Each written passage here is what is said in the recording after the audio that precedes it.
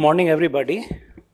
We actually deliberately wanted to keep all these lectures on the last day to keep the interest going on, because this last half day is the most important part of the whole thing, because until and unless you are able to examine, nothing works. So I'll start the day with the examination of lumbar spine, and it's just a brief overview. You just can't expect that everything will be covered, and there'll be so many things that one will learn as they see more and more patients. It's all about seeing more patients. We see how many? We see around, what's the number? We see around, I think, 440, 450 patients every week, isn't it? 700 to 800 we see every week. So that's our weekly number. So I was wrong. So my resident, she just corrected me. She remembers the numbers well because she's there with me. And she has to see all the patients first. So she remembers it well. So we see around 700 patients. This is not like whole unit. This is like me and my residents. So you have another 2100 patients in a week who are seen by other people also. And so you learn, you make mistakes. And as Venu was telling, we make mistakes, we admit, we improve, and we move on. So when we talk of lumbar spine, we have to understand, it's not coming, huh? Okay. All right. So we need to know that we have 10 zygoapophyseal joints, and these are diarthrodal joints, okay? One has a superior facet, and then another is the inferior facet, which are located at the posterior part of it, the vertebral arch. Okay. Now, the important thing we have to understand is that the body, the joints actually take only 20 to 25% of the axial load. Most of the load is taken up by the forward 2/3 of the vertebral structure. And as you age, the degeneration happens, and then the transfer of axial load becomes 70%. So once you know that, you understand that you will have the facet arthropathy, and you will have some synovial extrusions happening in your later stage. So that's we have to remember. And then you have abnormalities or tropisms, which are in the shape of the facets. So here we can see that we can have a half moon shaped facet, we can have a flat facet, we can have an asymmetric half moon, half flat shaped facets. So all of that affect the joint, how the joint works, how the joint moves. And there are some ligaments that we have to remember. Isme laser is ye wala, ye wala laser hai na? Okay. So all right. So the important part is that we have to remember anterior longitudinal ligament, the posterior longitudinal ligament, the foramen, root, ligamentum flavum, the interspinous, the intervertebral foramen, and the supraspinous ligament. Okay? So this is a usual structure which you have to remember whenever you're looking at X-rays or CTs or MRIs. And then we have some other ligaments also.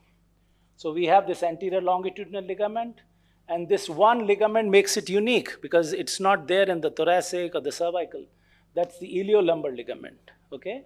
So that's the important thing. And then we have lumbosacral ligament, the anterior sacroiliac ligament, the sacrotuberous ligament, the sacrospinous ligament. Okay, and when we come behind, there's a short posterior sacroiliac. And here we can see the iliolumbar. Just remember this, it's an important ligament. There is an intervention, there is an entrapment. Then we have supraspinous ligament here, the long posterior sacroiliac, sacrospinous, sacrotuberous ligament. And all of them become important, because you'll have numerous number of people who are falling, or who will have like fractures of ilium or sacrum, and then most of the times they are not operated on. And then you have those unstable sacroiliac junctions and whole complex. The other thing that we have to remember is the basic anatomy of the disc. So we have the annulus fibrosus, nucleus pulposus. This is the cartilage layer, the vertebral body, and there are blood vessels around. Now here you can see they are not the nerves and the bloods, they actually are not going inside because it's an avascular structure. But as you age, the nerve starts entering it. So you have blood vessel ingrowth. You can have inflammation. You can have nerve ingrowths.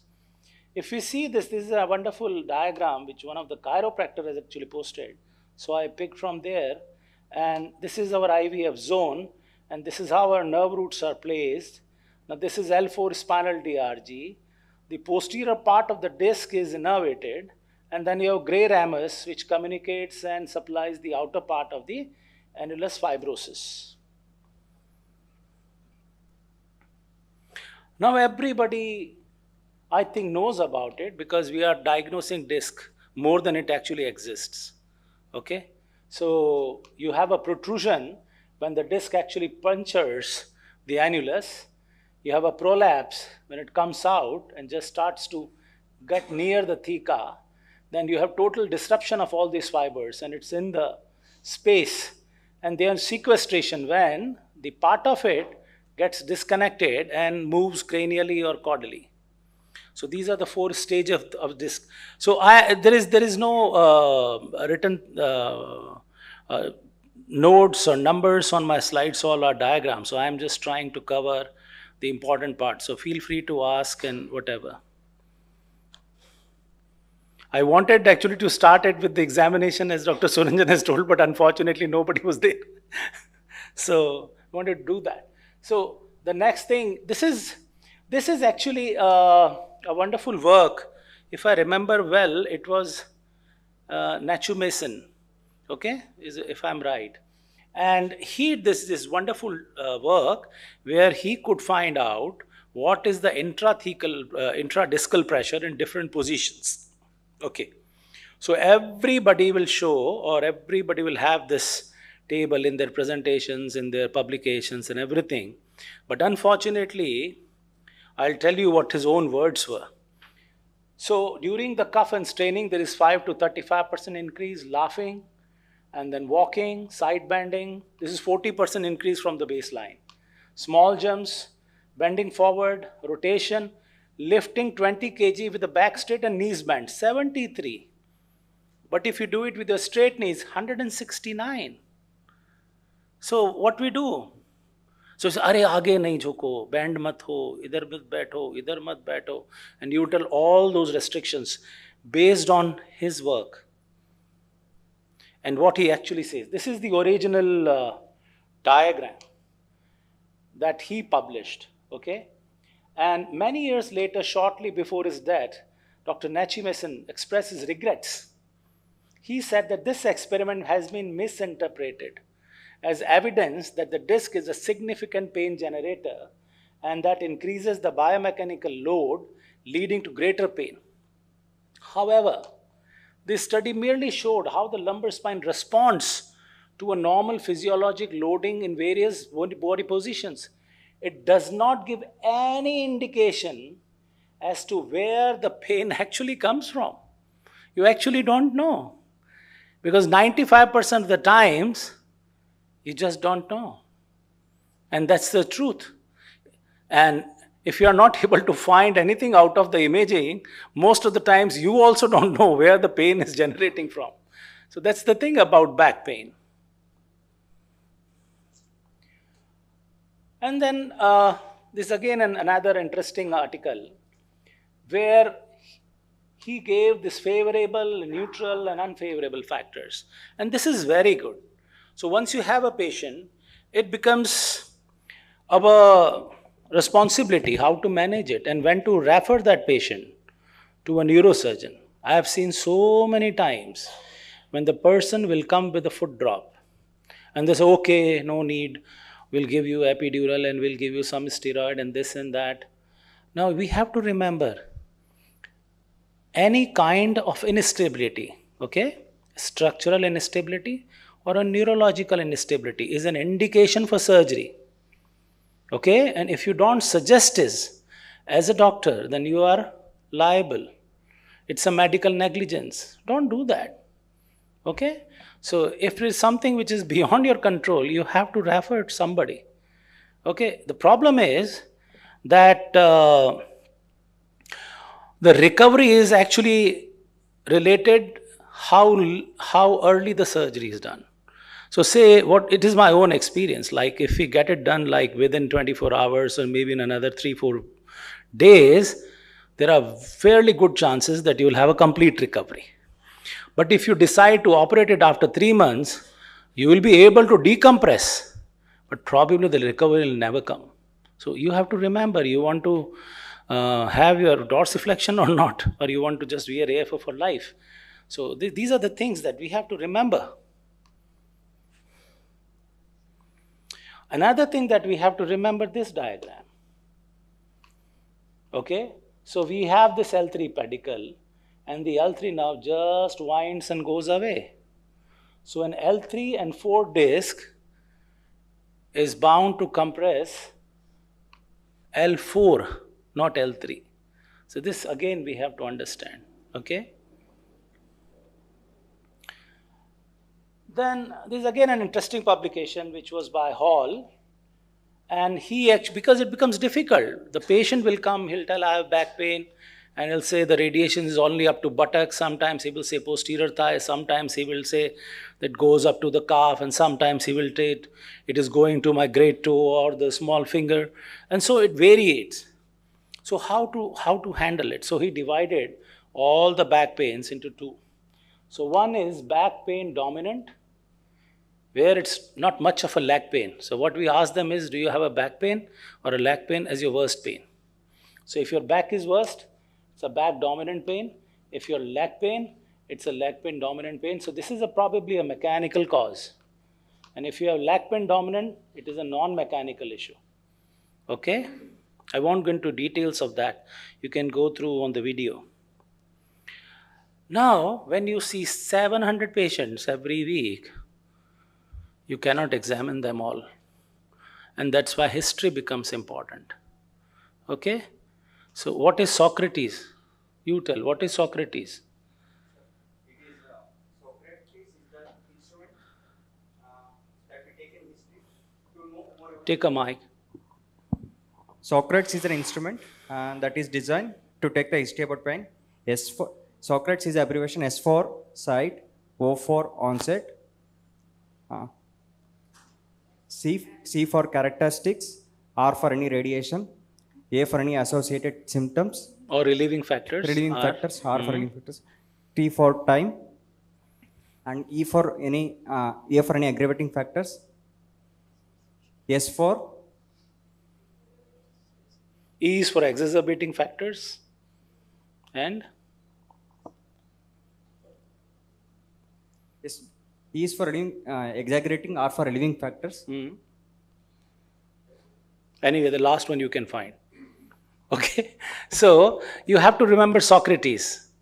And why? Because it gives you the character of pain, how it happens. So if it's not a discogenic pain, it will not be having radiation or a paresthesia. Okay, so S is for sight. So where it is happening, when it is happening, timing, when it happens, nighttime, daytime. Okay, so all those things are important. So that's why history becomes important. Then you filter them. Once you have the history, then you have like patients who just have a mechanical pain, like a daily pain. You're lifting something and lifting that, and you have a back pain. And then there are some who have, probably it's not a back pain from the mechanical cause. It's not a simple pain. So then you start examining them, and then you again filter them, that you have a mechanical, maybe coming from sacroiliac joint or whatever, or a facet joint, and then you have the third one where you have neurological causes. Okay? So the other thing which is important is patient's age.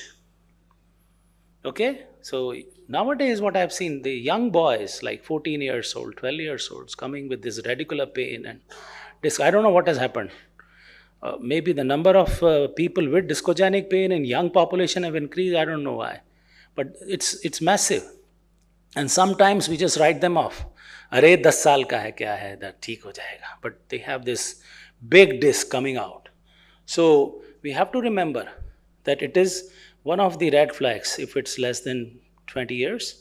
And then with age, I can define, like if there is a gentleman 75 years old and he says it's difficult, the pain radiates when I stand, so then the DD becomes different. So age is important. Occupation is important. Okay? This sternus activity. And then we also have what is called as deconditioning syndrome in chronic pain. So you have pain, and then you have kinesiophobia, and you don't want to exercise, you just want to rest, and you have more weak muscles, and pain increases, so you are into that vicious cycle of deconditioning. And then, what is the sex? Most of the times, the back pain happens in females. Okay? Then, what is the mechanism? Mechanism is always important in injury, in pain, and everything. How it is happening, what is happening, because you have to treat the cause, the causative factor. And do you know why they have restricted these weights, your weight of your bag and your flights? You are allowed to take only 7 in your hand, 15 while checking in, and then international flights, they allow you to have 32, not more than 32. Why? It's not about the weight of the flight because of them, but it's because that's the safe weight that they can use to transfer the bags. Okay? So the people work on that. The other thing is how long has been the problem. So we have to remember these yellow flags. So nerve root pain, specific spinal pathology, severity, beliefs about pain. Okay? And it is very, very hard. I've never seen anybody with kinesiophobia and a person who is so fearful that they will leave the job because of back pain. I've never seen anybody becoming better. Then psychological distress, psychosocial aspects of work. You want a transfer, you want a sweet post where you don't have to work. And then some compensation is there, time of work. The longer someone is off the work with back pain, the lower probability that they will ever return for work. So that you have to remember, because they are behind you, sir, please, medical 15 days, 20 days. Okay, there is no evidence, even for discogenic, that more than 4 or 5 days bed rest actually improves your pain experience. All right. So when we talk of mechanical back pain, it is usually cyclic, often referred to the buttocks and thigh. Morning stiffness and pain is common. There is a start pain. The start pain is, sir, as soon as I try to stand. Sir, as soon as I try to sit. So that's a start pain. So pain in forward flexion while returning to erect posture. So when he's trying to get up, it's like a old door, creaking and paining, and then trying to stand up. It is aggravated by movement, usually becomes worse over the course of the day. And it's relieved by change in position. It's relieved by lying down. The other thing that you have to remember, as I said, that most of the times, it is not the neurological cause of back pain. And this is an important, there are a few diagrams that I will show. Now this I have picked from this book from Travel, Simon and Simons, Myofascial Trigger Points, okay? And when you have this is the usual site of pain, most of the times, not radiating, staying here, and it's probably because of the weak rectus, okay? Because our tummies are protruding. In India, many of us have big tummies, weak rectuses, and sooner or later we have back pain, okay? So probably you have to strengthen rectus and that's it, okay? Then we have this side. This is the direction of your ilicostalis thoracis. So it comes here, or it can be 12th rib syndrome, or it can be ilicostalis lumborum and longissimus thoracis. And you have to just strengthen them and do some little bit of heat and things should be good. Then here and here, multifidi, okay? One of the extensors of the spine. And then iliopsoas, even though iliopsoas is placed in front, but when there is iliopsoas pain, it usually you'll get complaint here. It's very common even in athletes. Swimmers, we have seen so many swimmers because there was this competition going on, All India Swimming Championship, and we had a lot of patients with iliopsoas strains and myofascial. Now, other thing that we have to see is the pain deep, superficial, shooting, burning, aching? Does it improve, worse, stays the same? Is there an increase with coughing, sneezing, laughing? Is there any problem when you change the posture? Is it worse in the morning or is it worse in the evening? So probably if it's morning, it's more of a joint pain, facet pathology. Evening, we still have pot spine. So evening rise of temperature, your worse pain. And we still see, and it's very common to have a very, very poorly defined images for tubercular sacroiliitis. So be very, very careful. We have seen people who are diagnosing in and out ankylosing spondylitis, sacroiliitis, because you can see the inflammation, but you can't see the collection of pus. So then your history becomes important. You cannot rely on MRI all the time. Okay? Then if there is paresthesia or anesthesia, you have to differentiate. Okay? Because the patient comes, सब हाथ सुन्न हो गया, पाँव सुन्न हो गया. Then you have to ask, सुन्न का मतलब क्या है? सुई चुभाऊं तो दर्द नहीं होगा? नहीं सर, सुई का तो पता चलता है. So it's probably not anesthesia, it's paresthesia. Okay? Then if there is any decrease in strength after that pain, and anyway, patient knows better than you because he is the sufferer, isn't it? Then what activity eases pain? What is patient's sleeping position? Does the patient have any difficulty in micturition? Ongoing medication, there are many times when patient is not very sure because he has pain radiating, he says, sir, I am having some difficulty in urination. So then you become very, like, your brain starts to blink that red eye. And sometimes he doesn't know, so it's better to get a pre and post void done. Is there any residual urine and all those things? It is cheaper than MRI. Okay? Then ongoing medications. What kind of medication he is staying on, or you have to take history, because there are times when people are on steroids for very, very, very long time. Okay, I had one of my neighbors and she had rheumatoid and she said, sir, वो जो हैं एक पंडित जी हैं, वैद्य जी हैं, वो देते हैं साहब, उससे मेरे सही चल रहा है. So I got that powder, and one of my friend was principal of a pharmacy college. So I told him, can you please just find out what is in it? Because they will usually give that pudiya. Okay, even Ayurveda have prescribed drugs. Now you can tell the name, what kind of drug or whatever churan or bhasam that you are taking. So it had, I think, if I remember right, one was steroid, one was ibuprofen, and another was chlordiazepoxide. I don't know why they had put, maybe for some CNS effects or what. So we had to stop it. And as soon as we stopped, she was in your worse pain. So, and then we shifted her to the DMARDs and so forth. So it happens, you have to ask. Then there are some red flags. The thoracic pain, fever, unexplained weight loss, bladder bowel dysfunction, history of cars, very, very careful.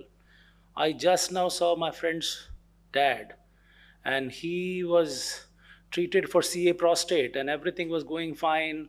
Radiation stopped, carcinoma was treated surgically, and then he was on chemotherapy. All this story is like 2-3 years back.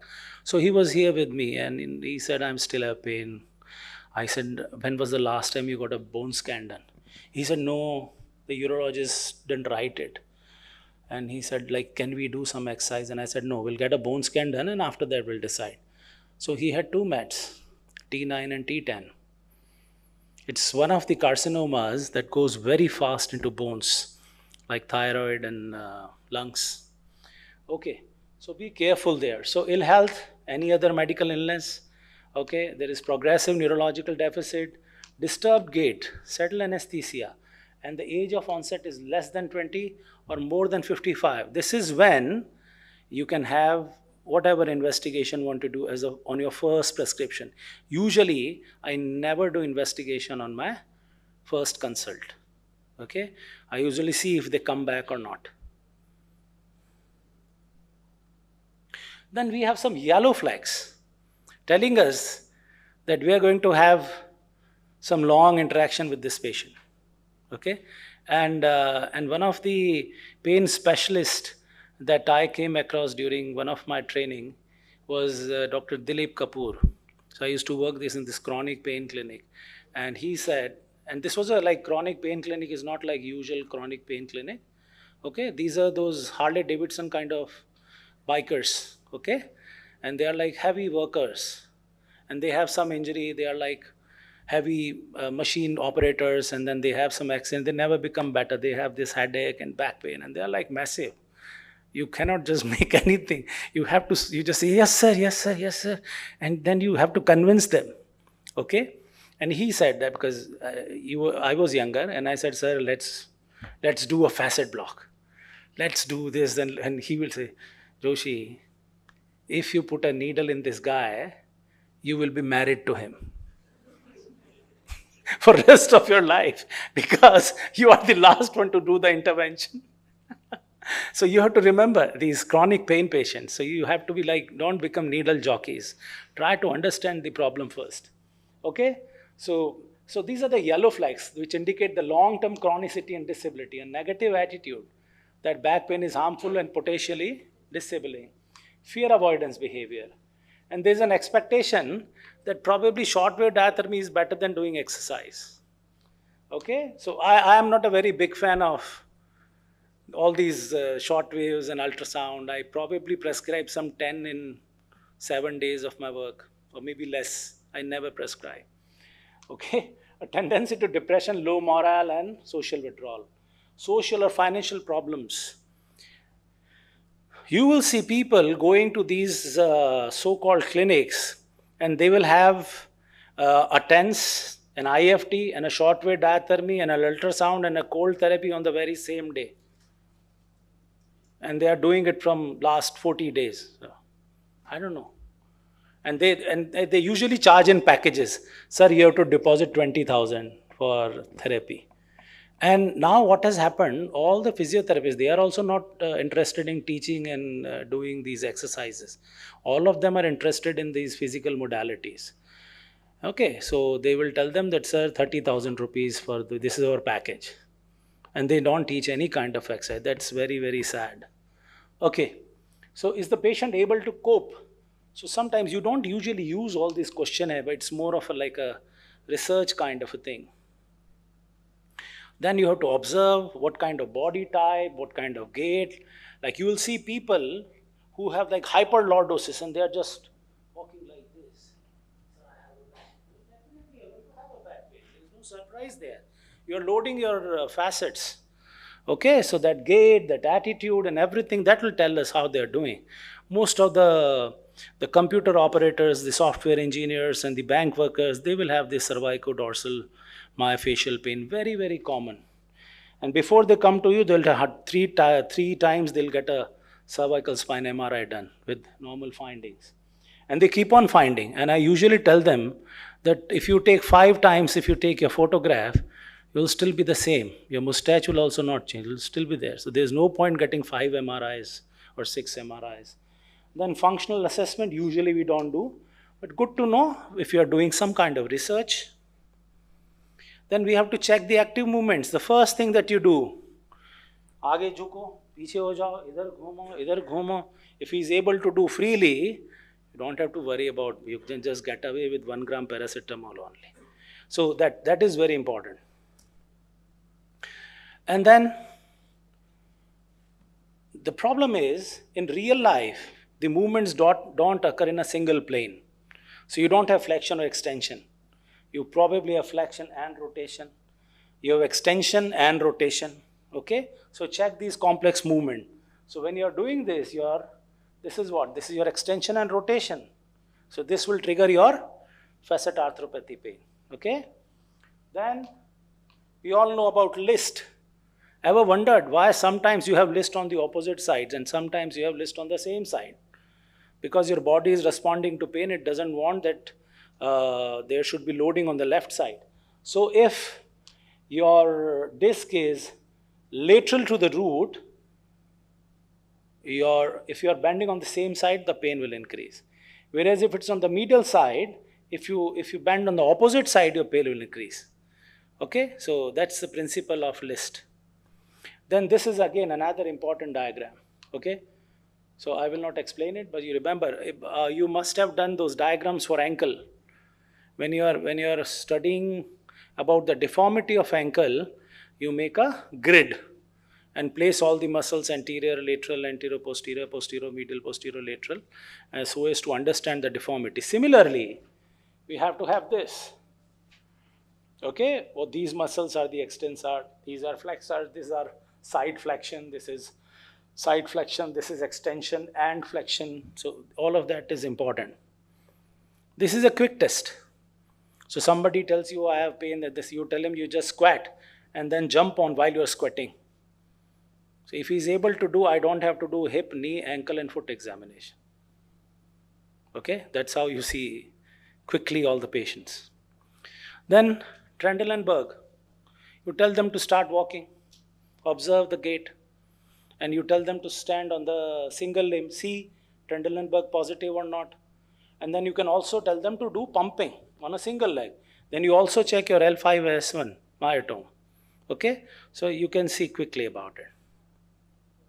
So if there is something happening on the quick test, then we have to do a lower limb examination. And then all those who are working with spinal cord injury know about myotomes and dermatomes. Okay, so we have to check that. So some special tests. So this is a slump. So I am actually telling you only those tests which have very good specificity and sensitivity. If you read about different tests, there will be probably hundreds of them with no specificity or sensitivity, but I'm just telling all those. So this is a slump test, okay? So slump is sitting like this. So you slump and then you raise your leg, okay? Nothing working, you want more provocation, bend your neck, bend forward, then do knee extension, and after that do dorsiflexion. So all these are provocative maneuvers, and the sciatic nerve actually moves almost 2 inches when you are doing this neurodynamic procedure. Then you have Babinski sign. Everybody knows it's for the upper motor neuron, so you check it. Then we have femoral nerve traction test. Okay, this is for testing your L4 or the femoral nerve provocation. Then we have Oppenheim. Okay, this is also for upper motor neuron. You just press near the medial border of your tibia, and then you can see the extensor response. Then prone knee bending, you can have variations. Variations in the way that this is the basic prone that I just talked about. But if you keep the limb in extension and adduction, you test your lateral femoral cutaneous nerve. If you do extension, abduction, and lateral rotation, you can check saphenous nerve because you are actually stretching the saphenous nerve. If you do adduction, you are stretching the lateral femoral cutaneous nerve, which is responsible for meralgia peristatica.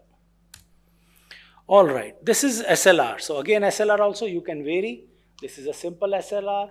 This is a SLR where you dorsiflex for more provocation, and then for more provocation, you can tell him to lift the neck off the bed.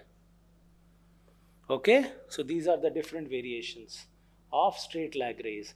And then we also have cross leg, or what we call as well leg. I'll come to that. Now, the important thing is, sometimes what you do is, the patient actually complains pain at 90 degree. That is probably not a disc, because it will always come around here. Okay, 35, 70, because the sciatic root tenses over the intervertebral disc. But if your leg goes beyond 70, it's probably the lumbosacral area which is causing the problem. Now the cross SLR happens like this, because this is your disc, this is your root. So when you raise the unaffected leg, it gets stretched and you get a contralateral pain or radiation. And it's a unfavorable sign for early recovery, okay? Then you can do passive lumbar extension to raise it to around a foot, and then you pull. So this is for lumbar instability, okay? Then we can have a 90-90 straight leg raise, because you can have SLR positive if you have a short hamstring or hamstring spasm. So this is for differentiating. So you hold your leg to 90 degree and try to stretch. Anything less than 125 is hamstring issue. Then reflexes you have to test. The cutaneous reflexes, the cremasteric, abdominal, all those things. This is important because both the claudications happen in senior citizens most of the times. Okay? So you can have a neurogenic claudication or you can have a vascular claudication. And both of them will walk for some distance and they have to stop. And then they get recharged to walk for the similar distance. Okay? So this is various sites. This is sensation spread from area to area. Absent of exercise, present after exercise. Okay, sensory change is variable, and here it follows specific dermatones. Reflexes are normal, and they are in neurogenic claudication, they are there only for some times. Like if you do a testing of reflex, say after 20 minutes, probably they'll be normal because the compression is gone. The other important thing, the iliolumbar that I was pointing out, was because of this lumbosacral tunnel syndrome. Okay, your L5 root can actually get compressed while it is passing through the pelvic crest and iliolumbar ligament. Now, coming to end of my presentation, this is a diagram which I just want you to remember. The AP view. Okay, this is the transverse process. This is the intervertebral space.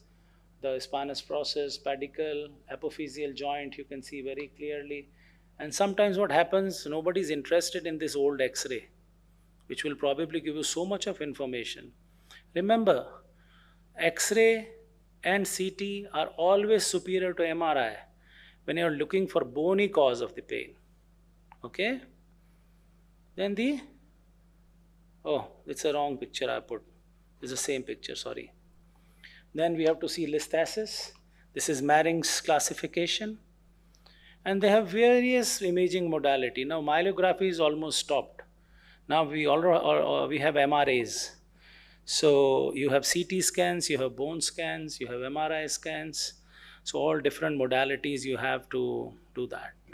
Okay. So these are the books. These are my references. Also, I recommend these books for you if you have, if you want to read them. And one of the messages that I want to convey is that what I have felt after whatever small years I've spent in PMR, it is not for the people who have aversion to reading. Let me tell you, because you have to read so much. It just still makes me mad. You have to read whatever book you want, like Bredem or Delisa or whatever, and then you have to read all these books for examination. And I have missed one book here because it's an orthopedic examination, De Jong. So you have to read De Jong also for neurological examination. Then you have to read Atlas for prosthetics and orthotics, okay, and the amputation techniques. There are two different books. Okay, then there are some important chapters that you have to read from Campbell, like scoliosis and all the surgeries that are there for deformities. Okay, and then there is another Campbell, urology Campbell, and you have to read one chapter of neurogenic bladder and pharmacology of bladder from Campbell's urology. Okay, then you have to have some basic information of neurology. So I had this Adam and Victor's. So you can read something else, whatever you want. So I had Adam and Victor's. And then you have to know physiotherapy, isn't it? Because physiotherapists work with you, so you have to have that knowledge of different exercises and isotonics and isometrics and isokinetics and this and that and all the machines that one day you're going to decide you have to buy or you don't have to buy. Okay? And then a bit of what occupational therapy also, isn't it? Because they also work with you. Okay? And then you have your OT, this P&Os. All right? And a bit of pediatrics, because as Ritu was telling, you always get confused. All the children's walking on toes are not cerebral palsy. I am not a pediatrician. I totally agree. If I'm touching a patient, I'll always send them to a CDC, which is Child Development Clinic or Pediatrics. And I will tell them that please diagnose for me. Okay, don't try to do something which you are not trained for. Okay, he will have some kind of Noonan syndrome or Westfield syndrome, which I don't have any wildest idea. I just want to know it is a UMN kind or it's a LMN kind, it's progressive or it is non-progressive. That is all I'm interested in. So don't put your brains into it. I never do that. Okay, because then you'll have one more book to read, Nelson. Okay, so to say that, So you have to read, then every day something or else is happening. Now there is neural therapy that Ravi has introduced. So it's an exciting world. Anyway, thank you.